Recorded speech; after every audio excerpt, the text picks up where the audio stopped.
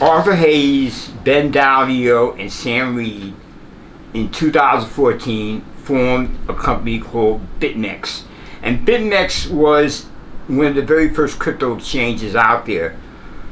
They did some weird things, and some of it are illegal. For example, they leveraged, for $1 they had in reserve, they had $100 invested.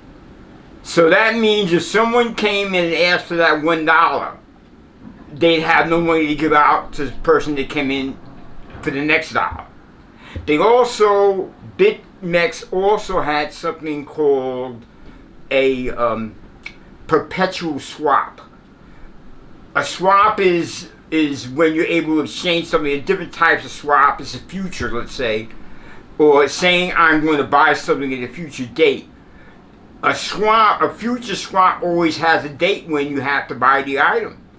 But a perpetual swap has no date, and that's illegal. So they had an incredible high liquidity risk, and on their website, to get to other places, they use private virtual networks or VPNs in order to fool the American government so they couldn't track the transactions.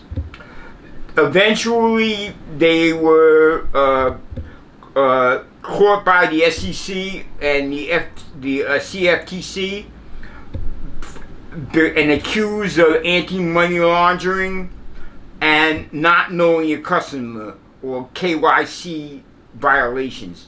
They were fined $100 million in 2025 and pleaded guilty. All three of them, the president has given them pardons. Silk Road was in 2011, and that was run by Russ Albright. This is an interesting case because I don't think Russ Albright was that interested in money. He was more interested in making a statement.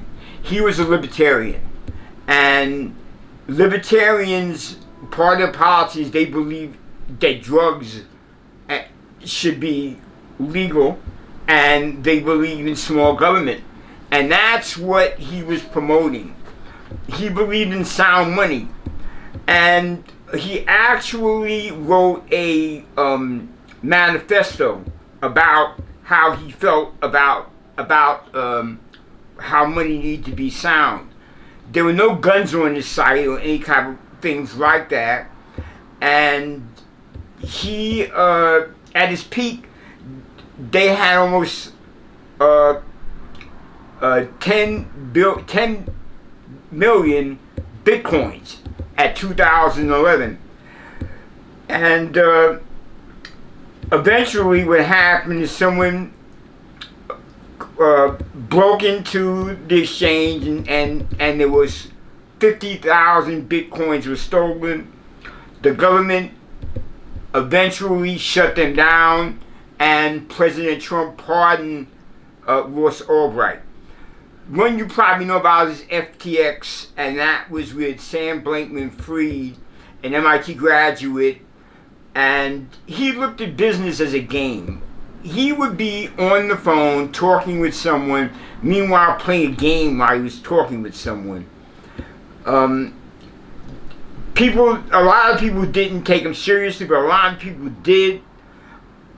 A lot of supporters he had, big name companies, Sequoia Capital, SoftBank, BlackRock had invested in him, Lightspeed, Fidelity. He had people like Kevin O'Leary, Steph Curry. He had Tom Brady, Maxine Waters. He was one of the biggest donors to the Democratic Party. The strange thing is that he kept his records on QuickBooks. He had no chief financial officer. He had no human resources director. The money that he had was put into a separate account that his girlfriend managed, which was called Alameda Research. And what happened is once well, before I get to that, they consider him the J.P. Morgan of crypto. But in 2022, the market crashed, the crypto market crashed, and because the money was in Alameda, he couldn't get the money over to FTX to pay the people who had come in for their money. And he was arrested and sentenced to 25 years and sent to jail. Another company was called Plus Token. It was a Korean Chinese company, and they had fake technology. They were scamming people, and it was sort of a pump and dump type thing, and they stole 180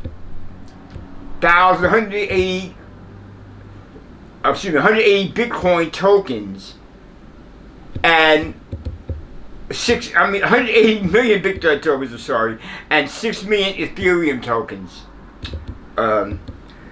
They did not do know your customer. They did not check to know their customer, and since then they've been serving time in jail.